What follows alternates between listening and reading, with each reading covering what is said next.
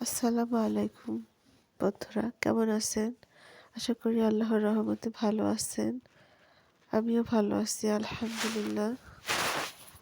আজ আমি দেখাবো, আমি এই যে শ্বশুর বাড়ি চলে আসছি। এখন দেখুন, এখানে শাক ভাজি করতেছিলাম। তো আমি যা করতেছিলাম সেগুলো আপনাদেরকে দেখানোর চেষ্টা করেছি। তো এই যে বেগুন ভাজি, আপনারা অনেকেই যারা বেগুন ভাজি করতে পারেন না, আমার ছোট আপুরা যারা মাত্র নতুন বিয়ে হয়েছে যাদের, তারা কিন্তু অনেকেই শাক ভাজি করতে পারেন না। তো দেখেন, আমি শাক ভাজি করতেছিলাম। আর এই যে আমি আপনাদের একটা নতুন জিনিস শেয়ার করছি, সেটা হচ্ছে আমার বাবুর জন্য আমি অনেক ধরনের জিনিস দিয়ে সুজিটা রান্না করছি। এই সুজিটা বানাইছি। তো এই সুজিটা হচ্ছে আপনার গম, মুগের ডাল, মসুরের ডাল, কালাই ডাল এবং এর সাথে আলো চাল, সাদা চাল, এইগুলা একটু ভিজিয়ে রেখে, কিছু সময় ভিজিয়ে সেই পানিটা ফেলে দিয়ে রোদ্রে শুকানোর পরে এটা কিন্তু ব্লেন্ডার করেছি এবং ব্লেন্ড করার পরে আবার পুনরায় কড়াইতে এই সুজিটা ভেজে নিয়েছিলাম। এটা এই কৌটার মধ্যে অনেক দিন থাকবে এবং এটা কিন্তু আমার বাবুর জন্য আমি এই সুজি করে ওকে খাওয়াই। যদিও ওর বয়স এখন ৫ বছর, তবুও এই সুজিটা মাঝে মাঝে ওকে খাওয়াই। এতে কিন্তু শিশুদের ব্রেন এবং সব কিছুই গ্রোথ সব কিছুই ভালো হবে। তো এই যে বেগুনের মধ্যে আমি কিছুটা লবণ এবং হলুদ দিয়ে বেগুনটা ভেজে যে তুলে নিচ্ছি। আমি যেগুলো আপনাদেরকে রান্না করি সেটাই কিন্তু আপনাদেরকে দেখাচ্ছি। তো আমি বেগুন ভাজিটা তুলে নিচ্ছি। আমার বাবু বেগুন ভাজি খেতে খুব পছন্দ করে, তো আমি সেজন্য বেগুন ভাজিটা করলাম। আর আমি এই ভাজিটা সরিষার তেল দিয়ে ভেজেছি। ভাজিটা যদিও ভালো হয়নি, তাও দেখাচ্ছি। আর এইটা হচ্ছে মলা মাছ। গতকাল আমি আমার মায়ের বাসায় ছিলাম, তো আম্মু এই মাছটা আমাকে দিয়ে দিল এবং মুরগির গোশত রান্না করে দিয়েছিল। ছোট মাছ আলু দিয়ে চচ্চড়ি করেছিল। তো আমি বললাম, মাছটা বেশি রান্না করার দরকার নেই, আমি বাসায় যেয়ে আবার হচ্ছে তেলের উপরে মাছটা আর একটু পুরপুরা করব। তো সেজন্য দেখুন, মাছটা আমি কড়াইতে একটু তেল দিয়ে আবার পুনরায় পুরপুরা করব। এটা পুরপুরা করার পরে খুব মজা হয়েছিল। আর বাবুর বাবাও কিন্তু খেয়ে বলল যে এই মাছটা খুব মজা লাগছে এখন। তো আমার এই বেগুনের ভাজিটা একটু তেল চপচপ করছে, এটা কিন্তু তেল ঝরিয়ে নিলে ভালো হইতো। তো তারপরেও ভালোই লাগছিল, বেগুনটা খুব স্বাদ ছিল। আর এই যে ছোট কুচি মাছ, আমার আম্মুর হাতের রান্না।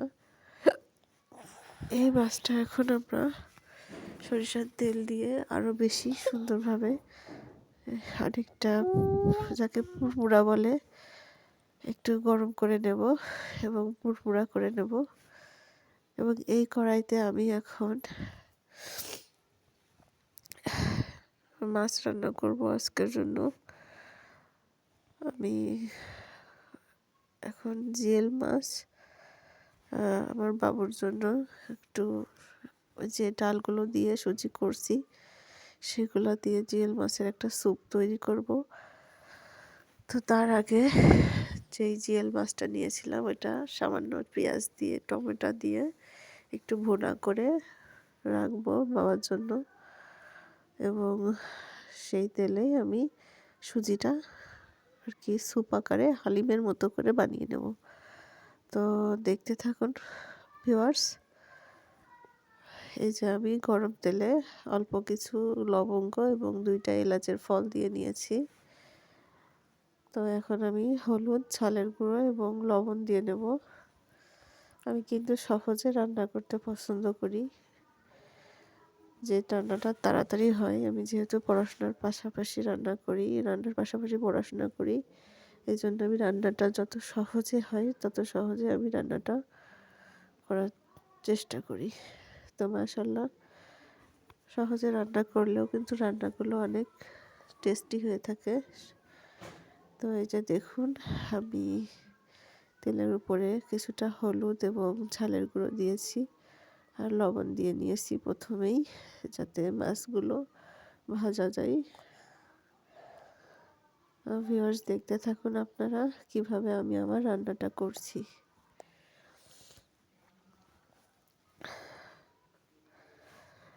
এই যে মাছগুলো কেটে নিয়েছিলাম ছোট ছোট করে, এখন মাছগুলো তেলে দিয়ে ভেজে নেব।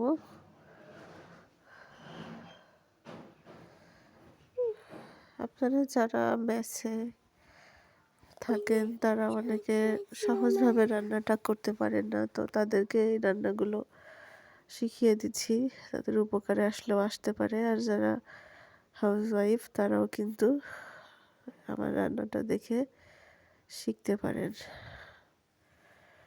তো রান্না দেখা শেখার অনেক চ্যানেল রয়েছে, যদি আপনাদের ভালো লাগে তো আমি যেভাবে রান্না করছি এভাবে রান্না করলেও আপনারা পারবেন। এই রান্নাগুলো কিন্তু খুব মজাদার হয়। তো আমি দেখেন, আমি এই যে ব্লেন্ডারে পেঁয়াজটা ব্লেন্ড করে নিয়েছি। মাছটা একটু ভাজা হলেই আমি প্রথমেই এতে জিরার গুঁড়ো, হলুদ এবং ঝালের গুঁড়ো দিয়ে নিচ্ছি। এটা কিন্তু অনেকেই পেঁয়াজ দেওয়ার পরে মশলাটা ভুনায় নেয়। আমি আপনাদের খুব সহজে রান্নাটা শেখাতে চাই, সেজন্য আমি প্রথমে দেখুন আগে সবার প্রথমে মশলাটা দিয়ে নিয়েছি তেলে, এরপরে আমি কিন্তু বাকি বাটা মশলাটা দিলাম, অর্থাৎ পেঁয়াজ বাটাটা দিয়ে দিলাম। তো এখন কিছুটা নেড়ে চেড়ে আমি পেঁয়াজটার কাঁচা ভাবটা একটু দূর হলে কিন্তু আমি এতে একটু পানি দিয়ে দেবো।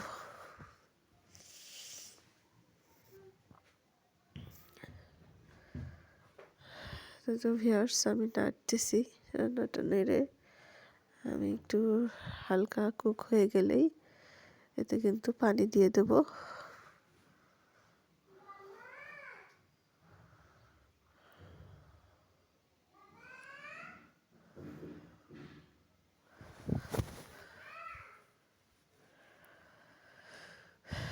তো আমার জিয়াল মাছের কারিটা কিন্তু বেশ হয়ে আসতেছে, এই যে কাছ থেকে দেখাচ্ছি আপনাদের।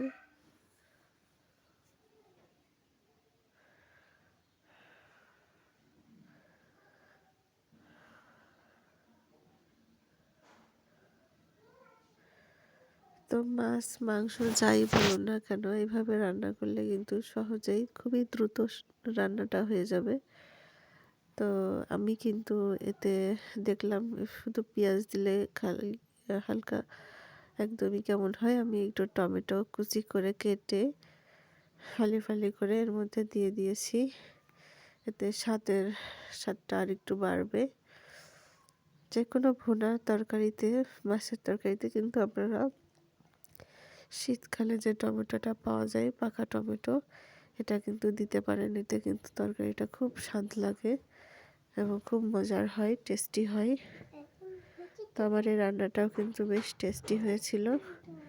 তো আমি এ পর্যায়ে শেষের দিকে আমি একটু পানি দিয়ে দিয়েছি, যাতে টমেটোটাও সিজে যায়, মাছটাও সিজে যায়, সেদ্ধ হয়ে যায়। তো আমি এই যে আমার রান্নাটা প্রায় শেষ, একটু ঢেকে দেব। এবং এদিকে মাছটা দেখুন, মাছটাও কিন্তু বেশ নিচের দিকটা পুরপুরা হয়ে আসতেছে। এভাবে ছোট মাছ আমার বাবুর আব্বুও কিন্তু ছোট মাছটা এমন পুরপুরা করে খেতে খুবই পছন্দ করে। আমি কখনোই ছোট মাছ ভুনা করি না, হ্যাঁ ভুনা করি, যেমন পিয়েলি মাছ আছে, ট্যাংরা মাছ, এগুলো কিন্তু একটু ঝোল ঝোল করে রাখি। আর বড় মাছটা তো অনেক ঝোল রাখা লাগে, মোটামুটি ঝোল রাখি হালকা। আর এই গুঁড়ো মাছ, যেগুলো একদমই গুঁড়ো মাছ, বাঁশপাতা মাছ, মলা মাছ, এই ধরনের এই ধরনের মাছগুলো কিন্তু আমি চচ্চড়ি করে থাকি, অর্থাৎ পুরপুরা করে থাকি। আর এই যে দেখুন লাল চালের ভাত, আমি কিন্তু লাল চালের ভাত খেতে খুবই পছন্দ করি। এই জন্যই আমার বাবুর আব্বু ও কিন্তু এই লাল চালের ভাতটা নিয়ে আসছে, এবং ওরা খেতে চায় না, তারপরেও আমি ওদেরকে বলি যে এটা খেতে। আমি ইন্সপায়ার করি এজন্যই, কারণ লাল চালটা কিন্তু স্বাস্থ্যের জন্য খুবই উপকার, এবং এটা আমাদের ডাইজেস্ট পাওয়ারটাকে অনেক বৃদ্ধি করে এবং সহজে আমাদের হজম শক্তি করে, আমাদের সব দিক থেকে উপকার করে আর কি। আর এই যে আমি এখন ভাতে কিছু টমেটো এবং গাজর কেটে নিয়েছি স্যালাড হিসেবে। তো আমি ভাতটা বেড়ে রাখতেছি, আমার বাবুর আব্বুও খাবে। আর এই যে মাছের তরকারিটা হয়ে এসছে। এই যে পুরপুরা, ছোটো মাছ পুরপুরাটাও আমি এই যে প্লেটে সাজিয়ে রাখছি, এবং যে বেগুন ভাজিটা করেছিলাম এটাও কিন্তু আমি নিয়ে নিচ্ছি। তো সব মিলিয়ে রান্নাগুলো খুবই মজাদার ছিল, খুবই মজা লাগছিল খেতে। এই তো এক থালি ভাতটা আমি এখন পাশে রাখবো, এবং রেখে আপনাদের সেই মেন রান্না, যেটা বেবি ফুড, আমি বেবি ফুডটা কিন্তু আপনাদেরকে দেখাবো এখন রান্না করা। তো আমি হচ্ছে যে আমার মাছের তরকারিটা তুলে রাখছি, এবং কিছুটা মাছ এবং গ্রেভি কিছুটা রেখে দেব, ওইটার মাধ্যমে আমি হালিমটা তৈরি করব। তো আমি কিন্তু সব তরকারি তুলে নিচ্ছি। এই যে কয়েকটা জিএল মাছ আমি রেখে দিচ্ছি, এবং গ্রেভি রেখে দিচ্ছি। তো এই গ্রেভিটার মধ্যেই কিন্তু আমি আমার বাবুর জন্য যে হালিম সুজিটা, সেটা রান্না করব। যে সুজিটা আমি ওর জন্য কৌটায় জারে করে দেখালাম কিছুক্ষণ আগে, সেটাই কিন্তু এখন আমি দেখাবো আপনাদেরকে। দেখুন, আমি এর মধ্যে পানি ঢেলে দিলাম কিছুটা, এবং এখন আমি এই পানির মধ্যে ওই যেই জারের মধ্যে যে সুজিটা আছে, ওই সুজিটা কিন্তু এর মধ্যে কিছুটা দিয়ে দেব, এবং পানিটা যখন উতলানো শুরু করবে, যখন গরম হওয়া শুরু করবে থকবক করে, তখন কিন্তু সুজিটা হয়ে যাবে, এবং ওইটা কিন্তু অনেকটা হালিমের মতো খেতে লাগবে।